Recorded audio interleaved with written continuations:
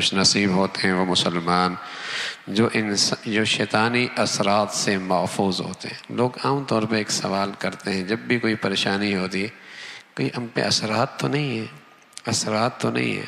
ہم انہیں کہتے ہیں کیوں نہیں اثرات؟ جب گناہ کیے تو شیطان کے اثرات تو ضرور ہیں، اثرات تو ہیں، شیطان کے اثرات تو ہیں، تبھی تو یہ ہو رہا۔ اب ہر چیز کا اثر پتہ نہیں، اثرات سے مراد پتہ نہیں کیا لیتے ہیں، لیکن شیطان کا اثر کا یقین نہیں کرتے کہ ہاں شیطان کا بھی اثر ہو سکتا ہے، شیطان کا بھی اثر ہو سکتا ہے۔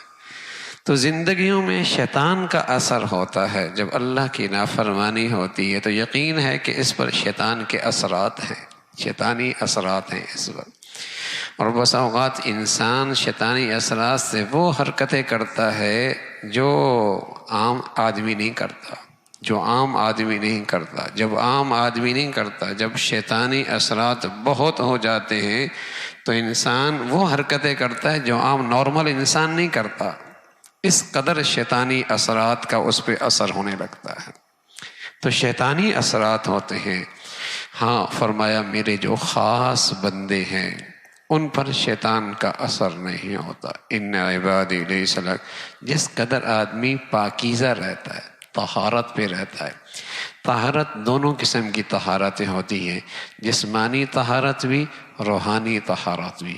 جسمانی طہارت کہ اس پر جسمانی نجاست کوئی نہ ہو، یعنی آدمی پہ غسل فرض ہے اور اس میں بلا وجہ تاخیر کر رہا ہے، عورت پہ ماہواری آئی، غسل کا وقت آ گیا لیکن بلا وجہ اس میں تاخیر کر رہی ہے، یہ جو نجاست ہے اس سے بھی شیطانی اثرات بہت تیزی کے ساتھ اس کی طرف آتے ہیں، اس سے بھی شیطانی اثرات بہت تیزی کے ساتھ اس پر آتے ہیں، اس لیے کہ گندگی اس کی غذا ہے، نجاست اس کی غذا ہے، گندگی نجاست اس کی غذا ہے، تیزی کے ساتھ اس پہ اثرات کرتا ہے۔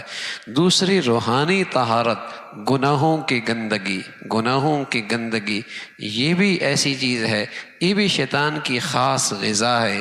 کسی گھر میں ہو، کسی گھر میں ہو، کسی زندگی میں ہو، شیطان اس پر بھی تیزی سے قابو پاتا ہے۔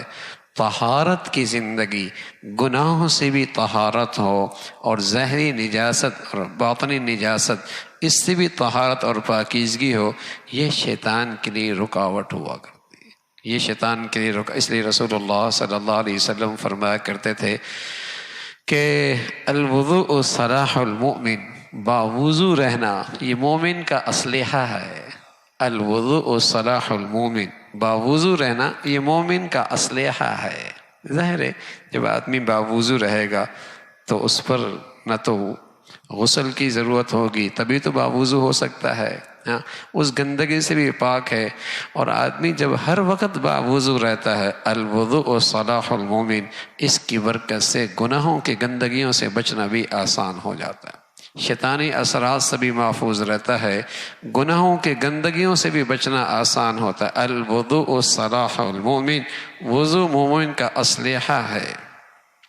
تو طہارت کی زندگی سے شیطانی اثرات سے آدمی محفوظ رہتا ہے، ورنہ اب دونوں چیزیں ہیں، خاص طور پہ نوجوان بچے بچیوں میں، چونکہ انہیں پاکیزگی کے مسائل ہی کوئی نہیں پتہ، انہیں طہارت کے مسائل ہی کوئی نہیں پتہ، انہیں ماہواری آتی ہے انہیں اس کا بھی احساس کوئی نہیں، ان پہ غسل فرض ہوتا ہے، اس غسل فرض ہونے کے مسائل انہیں کوئی، ایک تو یہ گندگی ہے اور دوسری طرف گناہوں کے ماحول میں زندگیاں گزارنا اور گناہوں کی زندگی گزارنا، اور پھر جب ان کے اندر زندگی آتی ہے شیطانی، پھر کہتے ہیں پتہ نہیں اسے کیا ہو گیا۔